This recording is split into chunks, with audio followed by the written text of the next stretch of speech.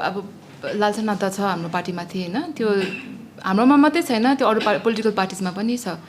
तर हामीले चाहिँ त्यसलाई कसरी हेर्छौँ भने अब पहिलाको हामीले पास्टको बेसी कुरा नगरेर हैन, हामीले प्रोग्राम्सहरू कसरी बनाउँदैछौँ, आजको पनि एउटा तपाईँहरूको अगाडि चाहिँ हामीले एउटा इक्जाम्पल राखेको, हामीले युवाहरूलाई कसरी स्पेस दिँदैछौँ। किनभने यो आजको यो 12 तारिकको इन्टरनेसनल युथ डेको प्रोग्राम पनि कम्प्लिटली युवाहरूले लिड गरेको प्रोग्राम हो। यसमा सिनियर्सहरूको त्यस्तो उहाँहरूले गाइड त गरिदिनु भयो हैन, उहाँहरू अलवेज छ सपोर्ट सिस्टम।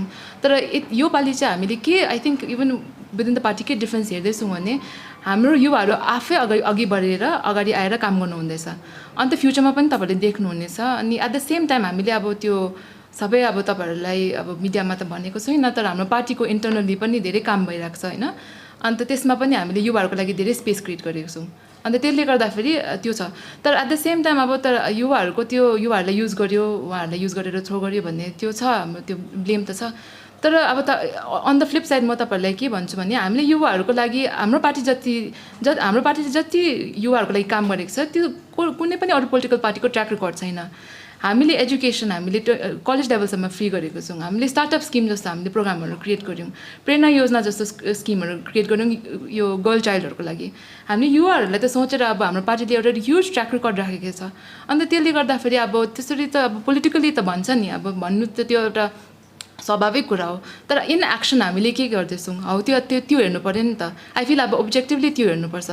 अहिलेको सिचुएसनमा हेऱ्यो भने पनि अब युवाहरूसँग के हुँदैछ त्यो हाम्रो अगाडि छ, हामीले त्यो एक्सप्लेन गरिबस्नु पर्दैन।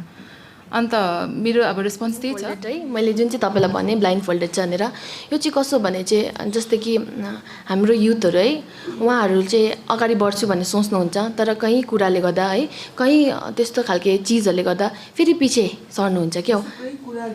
हजुर हजुर, म अलिकति एक्सप्लेन गरिदिन्छु है।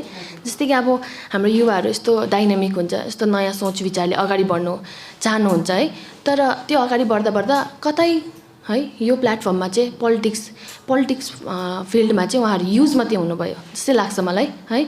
र अब चाहिँ युज हुने दिनहरू चाहिँ होइन, अब चाहिँ हाम्रो साँच्चै नै सोच विचारहरू अगाडि राखेर त्यो कुरालाई चाहिँ हामीले इनिसिएट गर्नुपर्छ भन्ने कुरा हो मेरो चाहिँ। त्यसरी अलिकति ब्याकग्राउन्ड दिनुपर्दाखेरि इन्टरनेसनल युथ डे चाहिँ एउटा युनाइटेड नेसन्सले रेकग्नाइज गरेको एउटा डे हो। उहाँहरूले द इयर 2000देखि एभ्री इयर सेलिब्रेट गर्दै आउनु भएको छ। अन्त यो इन्टरनेसनल युथ डेको पर्पस चाहिँ के छ भने चाहिँ उहाँहरूले एभ्री इयर युवाहरूसँग जोडेको कुनै इस्युजहरूलाई उठाउने, त्यो इस्युमाथि डायलग क्रिएट गर्ने, स्पेसली वर्ल्डभरिको गभर्मेन्ट्सहरूलाई मोबिलाइज गर्ने, एनजिओजहरूलाई मोबिलाइज गर्ने, सिभिल सोसाइटीलाई मोबिलाइज गरेर सर्टन युथ रिलेटेड इस्युजहरूलाई चाहिँ पब्लिक डोमेनमा ल्याउने काम उहाँहरूले गरिरहनु भएको छ। अन्त एभ्री इयर उहाँहरूले एउटा थिम राख्नुहुन्छ युनाइटेड नेसन्सले। अन्त यो सालको थिम छ transforming food systems, youth innovation for human and planetary health.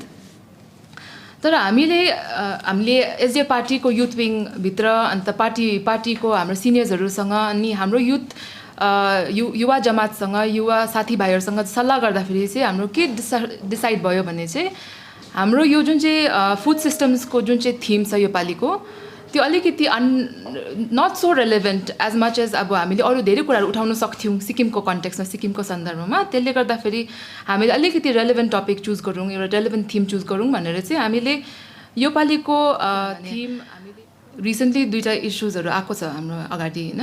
अन्त जुन चाहिँ नहुनु पर्थ्यो, I think that was very disappointing. हाम्रो जुन चाहिँ त्यो युवाहरू हाम्रो त्यो कलेजबाट आएर उहाँहरूको त्यो कलेज कम्प्लिसनको कुरामाथि उहाँहरू अरेस्ट भयो, त्यहाँदेखि टेररिस्ट पनि लेबल भयो। अनि त्यो नहुनु पर्थ्यो, बट अब त्यो भयो होइन उहाँहरू। अन्त उहाँहरूले लिगल ब्याटल के गर्नुहुँदैछ, तर अब उहाँहरूले त्यस्तो आफ्नो एउटा फन्डामेन्टल जुन चाहिँ राइट थियो उहाँहरूले त्यो जुन चाहिँ एकदमै अब्जेक्टिभली उहाँहरूले अब गभर्मेन्टको अगाडि अरू त कहाँ राख्नु, गभर्मेन्टको अगाडि गएर प्लेस गर्नु पऱ्यो। अन्त उहाँहरूले राख्दाखेरि चाहिँ त्यस्तो खालको एक्सन जुन चाहिँ आयो, त्यसले गर्दाखेरि आई थिङ्क अब एउटा युवाहरूमाथि एउटा अलिकति के भन्छ एउटा एटमोस्फियर अफ फियर क्रिएट भएको छ। अन्त त्यो त अब ठिकै छ, अब पोलिटिकली त्यस्तो भयो होला। तर अब हामीले लार्जर कन्टेक्स्टमा हेर्दाखेरि त्यो त एकदमै डेन्जरस हो नि हाम्रो सोसाइटीको लागि, कुनै पनि सोसाइटीको लागि। किनभने फ्रिडम अफ एक्सप्रेसन हुनुपर्छ, नट जस्ट अब युवाको लागि मात्रै होइन, but just any part of a society. अन्त अर्को केस हेर्दाखेरि अरुण लिम्बू भाइको केस पनि छ, त्यहाँ पनि अब उहाँले बोल्नुभयो, अन्त त्यसको बादमा त्यसको रियाक्सन तपाईँहरूले अगाडि देखिहाल्नुभयो। अन्त यो चाहिँ अब मैले हाइलाइट गर्नु, तपाईँले अब सोध्नुभयो होइन, यो हाइलाइट गर्नु चाहिँ अब जरुरी छ, किनभने अब यस्तो कहिले भएको थिएन, यो अनप्रेसिडेन्टेड इस्युजहरू योपालि भयो। अन्त त्यसले गर्दाखेरि हामीले चाहिँ यसलाई अलिकति वाइडर पर्सपेक्टिभमा हेरेर होइन, यो किन चाहिँ यस्तो खालको सिचुएसन पनि क्रिएट हुँदैछ, अन्त यस्तो सिचुएसनमा हामी युवाहरू कसरी रेस्पोन्ड गर्ने कन्स्ट्रक्टिभली, किनभने लास्टमा त हामीले इन्हेरिट गर्ने हो यो सोसाइटी, हामीले बिल्ड गर्दैछ। अन्त त्यसमा चाहिँ एउटा फ्रिडम अफ एक्सप्रेसन यहाँनिर अलिकति त होइन, अब स्टुडेन्ट्सहरूको आवाज त दबिएकै छ, अब तपाईँहरूले सिधा कुरा गर्दा पनि दबिएकै छ। अन्त यसको लागि हामीले कन्स्ट्रक्टिभ वेमा कुन प्रकारले काम गर्ने हो भन्ने चाहिँ हाम्रो टेक। तर अब हामीले त्यो डिबेटको टपिक राख्यौँ, त्यसको चाहिँ अब हामीलाई सुन्नु मन थियो, किनभने फ्रिडम अफ एक्सप्रेसन छ भने पनि ठिकै छ, युवाहरूले सोच्छ भने, उहाँहरूलाई लाग्छ भने फ्रिडम अफ एक्सप्रेसन छ भने पनि त्यो पनि ठिकै छ, उहाँहरूले त्यो पनि एक्सप्रेस गर्न पायो, छैन भने पनि त्यो पनि एक्सप्रेस गर्न पायो। सो हामीले त्यस्तै प्रकारले त्यो टपिक, म अरू पार्टीको त भन्दिनँ, तर हाम्रो पार्टीको यति लामो जुन चाहिँ लामो समयसम्म हामी बस्यौँ 25 इयर्स, त्यो आइडियोलोजी बिना हुनु सक्थेन, किनभने हामीले एभ्री सिङ्गल, तपाईँले हाम्रो म्यानिफेस्टो हेर्नुहोस्, हाम्रो कार्यक्रम हेर्नुहोस्, हाम्रो प्रोग्राम्सहरू हेर्नुहोस्, हाम्रो आइडियोलोजी लेड छ। किनभने अब हामीले तर सिक्किमको आई थिङ्क पब्लिकलाई हामीले त्यति साह्रो पनि भन्नु हुँदैन कि तपाईँहरू चाहिँ अब खालि त्यसमा मात्रै बिक्ने त्यस्तो खालको छैन नि त, स्पेसली नाउ छैन। अब त एकदमै यङ एजुकेटेड युवाहरू छ मेजोरिटी, अन्त उहाँहरूले त इन्फर्म डिसिजन लिन्छ, उहाँहरूले अब्जेक्टिभली सोचेर होइन, एउटा पोलिटिकल क्यान्डिडेट के को लागि स्ट्यान्ड गर्दैछ, उहाँको पास्ट हिस्ट्री के छ, मलाई चाहिँ अब त्यस्तो खालको होप छ। एन्ड आई थिङ्क हाम्रो युवा साथीहरूको पनि सोचाइ त्यही छ भनेर लाग्छ। अनि आई फिल पोलिटिकल पार्टिजहरू आउँछ जान्छ, तर लङ टर्म स्टिक गर्नुको लागि आइडियोलोजी बिना चाहिँ हुँदैन। पोलिटिक्सको त्यो टपिक हामीले चुज गरेको चाहिँ, अन्त हामीले दुई प्रकारले चुज गरेको छ। एउटा त स्पिच छ, एउटा चाहिँ त्यो हाम्रो फर्मर एमपी जुन चाहिँ गेस्ट अफ अनर छ, उहाँले पनि त्यसकै कुरा राख्नुहुन्छ। अन्त हामीले चाहिँ यो youth in politics as an idea हामीले यसलाई एउटा पोजिटिभ प्रकारले नै लिने हामीले सोचेको छौँ होइन। हाम्रो त्यो टेक त त्यही छ, हामीले कन्स्ट्रक्टिभ एउटा टेक छ। किनभने अब मैले just to give you an example, एकजना सिनियर लिडर अर्को पोलिटिकल पार्टीसँग बात गर्दै थिएँ, अन्त उहाँले भन्नुभयो कि सिक्किममा पोलिटिक्समा इन्टेलेक्चुअल्सहरू काम लाग्दैन, खालि अलिकति गुन्डा त्यस्तो भन्नुभयो होइन।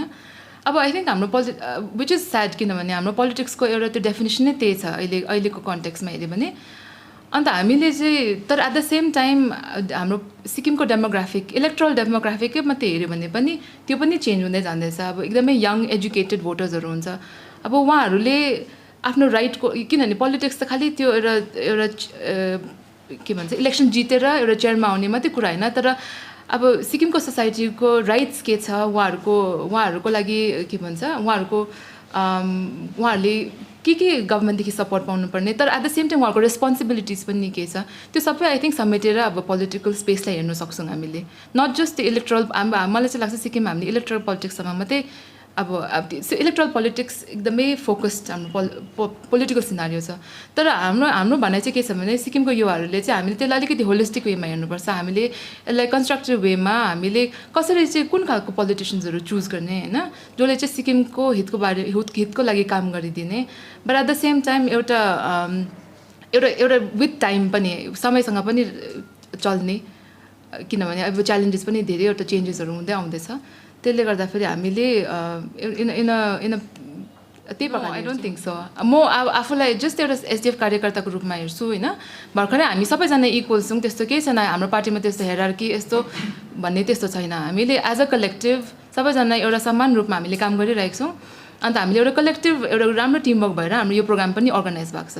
सो त्यसले गर्दा अब 24 को इलेक्सन्सको त त्यो त टाढोको कुरा हो। अहिले त हामीले जस्ट हाम्रो अहिले के गर्ने होइन, अहिलेको इस्युज के छ, हामी as a youth front as a party as a political party हामी त्यो युथ इस्युजहरूलाई कसरी डिल गर्ने हो, त्यही मात्रै छ। हामीले त्यो एलिगेसन्स त आई थिङ्क साह्रै त्यस्तो त माइन्डमा त राखेन हामीले। यो प्रोग्राम फ्रेङ्कली भन्दाखेरि यो प्रोग्राम अर्गनाइज गर्दाखेरि हाम्रो त एकदमै एउटा पोजिटिभ आउटलुक छ, कन्स्ट्रक्टिभ आउटलुक छ। हामीले युवाहरूको इस्युज कसरी चाहिँ हामीले पब्लिकसम्म पुर्याउने, हाम्रो युथहरूलाई प्लेटफर्म कसरी दिने, उहाँहरूलाई आफ्नो लिडरसिप स्किल्स बनाउने स्पेस कसरी क्रिएट गर्ने, हाम्रो माइन्डमा त त्यही थियो। हामीले खालि त्यो एउटा पोलिटिकल एङ्गलबाट एलिगेसनलाई हामीले यसरी उयो के भन्छ हामीले यसलाई यसरी फर्काउँ भन्ने खालको त्यस्तो होइन। हाम्रो चाहिँ एउटा एकदमै पोजिटिभ आउटलुक छ। अन्त हाम्रो युथ विङ पनि त्यही प्रकारले काम गरिरहेको छ।